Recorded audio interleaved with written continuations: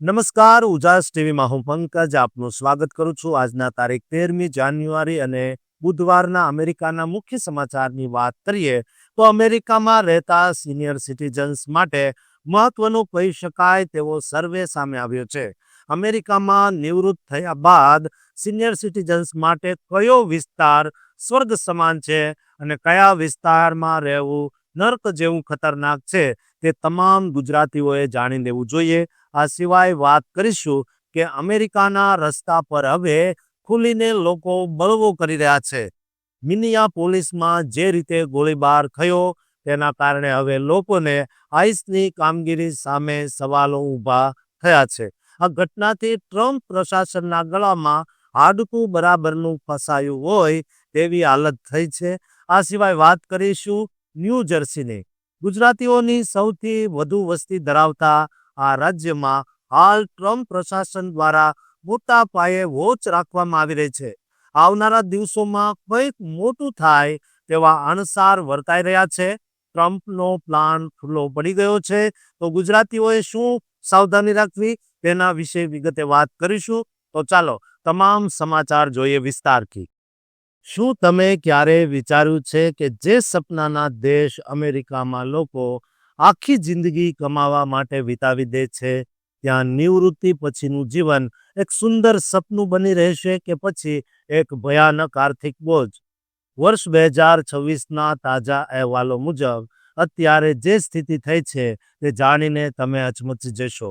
કેટલાક રાજ્યો સ્વર્ગ સમાન છે તો કેટલાક રાજ્યો જિંદગીની બચતને પળભરમાં સાફ કરી શકે છે. આજે હું તમને એવા રાજ્ય વિશે જણાવીશ જ્યાં ટેક્સનું નામો નિશાન નથી, પણ સાથે જ એક એવા રાજ્યનો ખુલાસો કરીશ જેને રિટાયરમેન્ટ માટે નરક સમાન માનવામાં આવે છે. કેમ અમુક જગ્યાઓ ડોક્ટરોની અછત હોવા છતાં લોકો ત્યાં રહેવાનું પસંદ કરે છે અને કેમ મોંઘા દાટ શહેરો વૃદ્ધોના સ્વાસ્થ્ય માટે ખતરો બની રહ્યા છે. આ તમામ રહસ્યો પરથી આજે આપણે પડદો ઉઠાવીશું. એટલે આ વિડીયોને અંત સુધી જોતા રહેજો. આ માહિતી તમારી જીવનભરની કમાણી બચાવી શકે છે.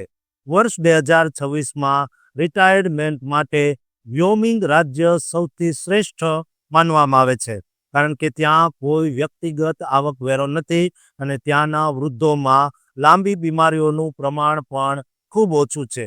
વ્યોમિંગમાં જીવન ખર્ચ મધ્યમ છે, પણ ત્યાં ઠંડુ હવામાન અને ડોક્ટરોની અછત જેવી સમસ્યાઓ છે, છતાં આર્થિક રીતે તે સૌથી સુરક્ષિત છે.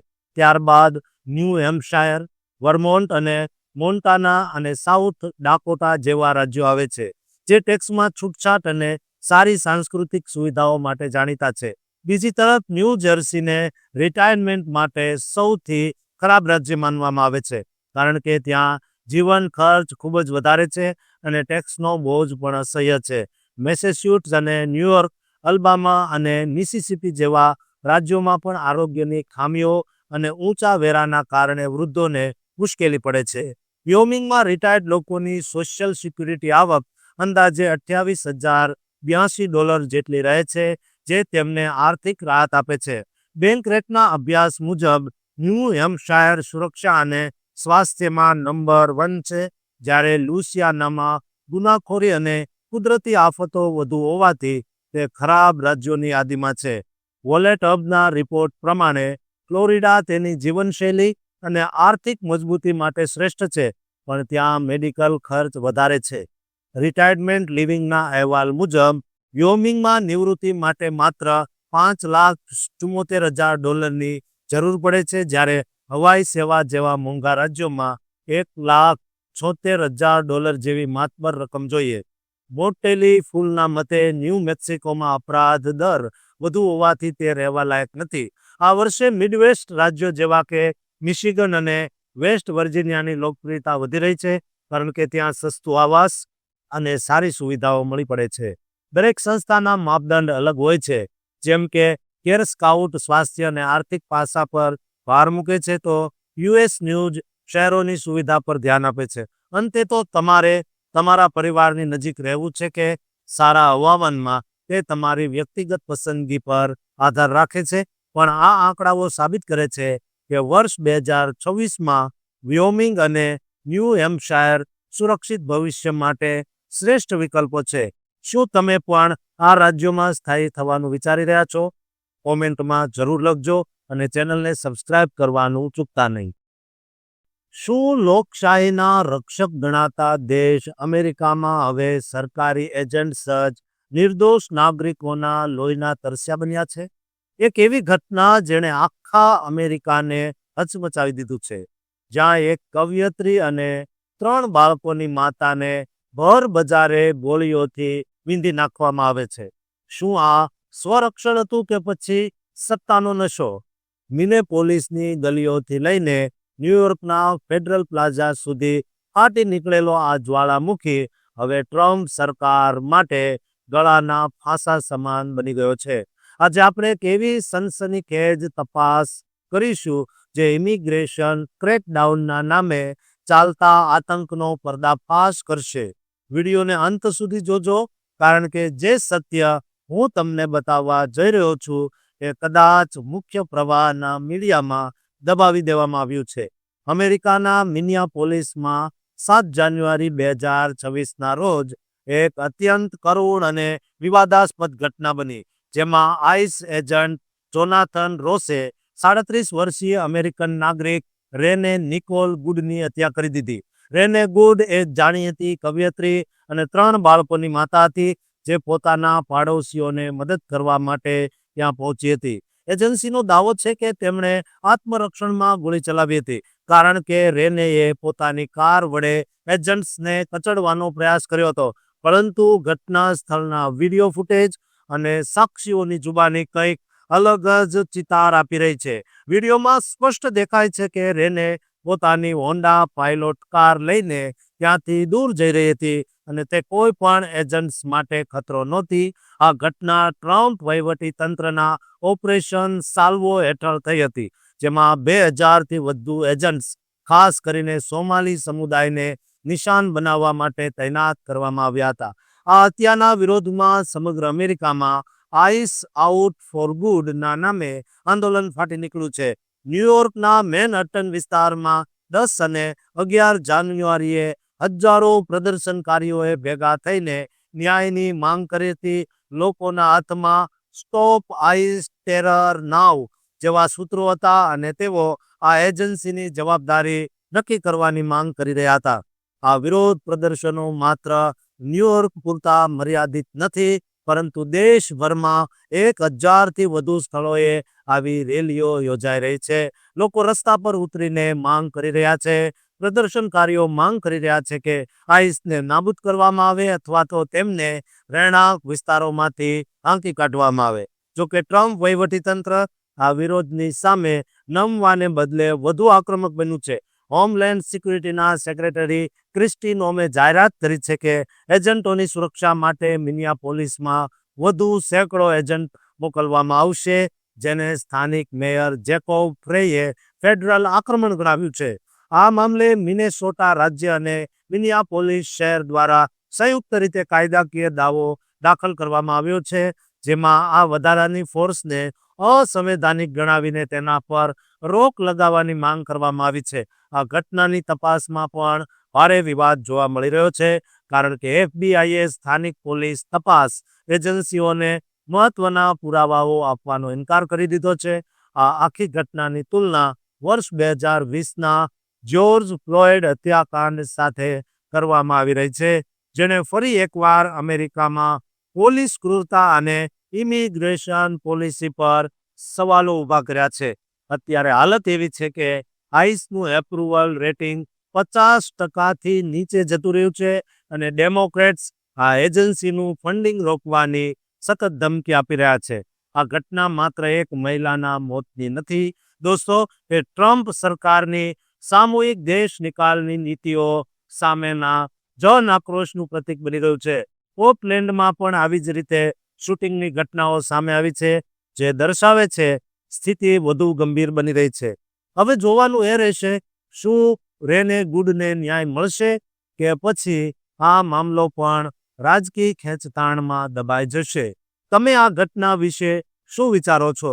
શું તમને લાગે છે કે સુરક્ષાના નામે કરવામાં આવતા આ બળ પ્રયોગ વાજબી છે? તમારા વિચારો નીચે કોમેન્ટ બોક્સમાં જરૂર જણાવજો.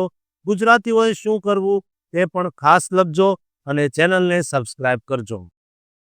શું અમેરિકાનું ન્યૂ જર્સી રાજ્ય હવે ગુજરાતીઓ માટે સુરક્ષિત કિલ્લો છે કે પછી આવનારા તોફાન પહેલાની શાંતિ?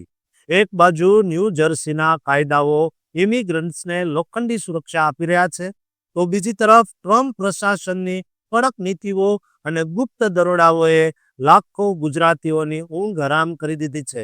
શું લિટલ ઇન્ડિયામાં વસતા આપણા ગુજરાતી ભાઈ બહેનો પર દેશ નિકાલ એટલે કે ડિપોર્ટની તલવાર લટકી રહી છે? આજે હું તમને જણાવીશ એવા કાયદાઓ વિશે જે પોલીસને તમારી પૂછપરછ કરતા રોકે છે, પણ સાથે જ એક એવા જોખમનો ખુલાસો કરીશ જે તમારા વિઝા અને ગ્રીન કાર્ડને ક્ષણભરમાં જ રદ કરાવી શકે. આજે આ વિડીયોમાં આપણે ન્યૂ જર્સીની ગલીઓમાં છુપાયેલા આર્થિક બોજ અને બદલાતા સામાજિક સમીકરણોનું એવું સત્ય જાણીશું જે દરેક ગુજરાતીએ જાણવું અત્યંત જરૂરી છે. ન્યૂ જર્સીમાં હાલમાં કાયદો અને વ્યવસ્થા ખૂબ જ મજબૂત સ્થિતિમાં જોવા મળી રહી છે અને વર્ષ 2025માં બંદૂકની હિંસામાં ઐતિહાસિક ઘટાડો નોંધાયો છે, જે એક મોટી સફળતા છે. ગવર્નર ફિલ મર્ફીના નેતૃત્વમાં લેવાયેલા પગલાઓને કારણે ગુનાખોરીમાં ઘટાડો થયો છે, પરંતુ ઇમિગ્રેશનને લઈને કેન્દ્ર અને રાજ્ય વચ્ચે મોટો ટકરાવ જોવા મળે છે. ન્યૂ જર્સી સરકારે એન્ટી-આઈસ બિલ્સ પસાર કર્યા છે, જે સ્થાનિક પોલીસને ફેડરલ એજન્ટ્સને મદદ કરતા રોકે અને ઇમિગ્રન્ટ્સ ટ્રસ્ટ ડાયરેક્ટિવ દ્વારા પોલીસ અને પ્રજા વચ્ચે વિશ્વાસ વધારવાના પ્રયાસ કર્યા છે. જોકે ફેડરલ સ્તરે ટ્રમ્પ એડમિનિસ્ટ્રેશનની કડક ઇમિગ્રેશન પોલિસીને કારણે દરોડા અને અટકાયતનું જોખમ સત્ય બનીને સામે આવ્યું છે. ન્યૂ જર્સીમાં ગુજરાતીઓની વસ્તી અમેરિકામાં સૌથી વધુ છે અને મિડલ સેક્સ કાઉન્ટીમાં આવેલા એડિસન અને આઇસેલિન જેવા વિસ્તારો તો લિટલ ઇન્ડિયા તરીકે જગપ્રખ્યાત છે, જ્યાં સેંકડો ગુજરાતી વ્યવસાયો ધમધમી રહ્યા છે.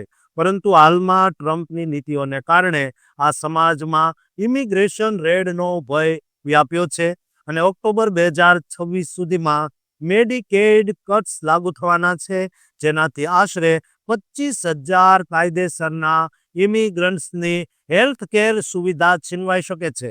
આ સિવાય જ્ઞાતિ આધારિત ભેદભાવ પણ એક ચિંતાનો વિષય બન્યો છે, જેની અસર સામાજિક પ્રસંગો અને મંદિરોમાં જોવા મળે છે. ગુજરાતીઓના માનસિક સ્વાસ્થ્યની જાળવણી માટે સામહાજ જેવી સંસ્થાઓ ગુજરાતી ભાષામાં જ કાઉન્સેલિંગ અને મદદ પૂરી પાડી રહી છે. આર્થિક મોરચે વાત કરીએ તો લઘુત્તમ વેતન વધીને $15.92 થયું છે, પરંતુ ગેસ ટેક્સમાં થયેલો વધારો સામાન્ય લોકોના ખિસ્સા પર બોજ વધારી રહ્યો છે. સુરક્ષાની દ્રષ્ટિએ દરેક ગુજરાતીએ પોતાના આઈડી કાર્ડ અને ઇમિગ્રેશનના કાગળો હંમેશા સાથે રાખવા જોઈએ અને આઈસ એજન્ટ સાથે સ્વૈચ્છિક સહકાર ટાળવો જોઈએ, કારણ કે ન્યૂ જર્સીનો કાયદો તમને મૌન રહેવાનો અધિકાર આપે છે. જાન્યુઆરી 2026થી અમલમાં આવેલા ટ્રાવેલ બેન અને વર્કપ્લેસ રેડ્સને ધ્યાનમાં રાખીને નોકરી અને મુસાફરીનું આયોજન કરવું હિતાવહ છે. USCIS દ્વારા અરજીઓ પર મૂકવામાં આવેલા પોઝને કારણે વિઝા પ્રોસેસિંગમાં વિલંબ થઈ શકે છે, તેથી ધીરજ રાખવી. રાજ્યના સેફ કમ્યુનિટીઝ એક્ટ મુજબ શાળાઓ અને હોસ્પિટલોમાં ફેડરલ એજન્ટ્સ પ્રવેશ પર પ્રતિબંધ છે, જે એક રાહતના સમાચાર છે. ગુજરાતીઓ ફેડરેશન ઓફ ગુજરાતી એસોસિએશન્સ જેવી સંસ્થાઓ સાથે જોડાઈને રહેવું જોઈએ, જે સાંસ્કૃતિક અને આર્થિક મુશ્કેલીઓમાં ટેકો આપે છે. ભવિષ્યમાં ગુજરાત અને ન્યૂ જર્સી વચ્ચેના સિસ્ટર સ્ટેટ એગ્રીમેન્ટને કારણે સંબંધો વધુ મજબૂત બનશે તેવી આશા છે, પણ હાલના તબક્કે સાવચેતી એ જ સુરક્ષા છે. તમે ન્યૂ જર્સીની આ બદલેતી પરિસ્થિતિ વિશે શું માનો છો? અમને કોમેન્ટમાં જરૂર જણાવજો અને ગુજરાતીઓએ શું કરવું જોઈએ તે પણ ખાસ કહેજો અને આ ચેનલને સબસ્ક્રાઇબ કરવાનું ભૂલતા નહીં.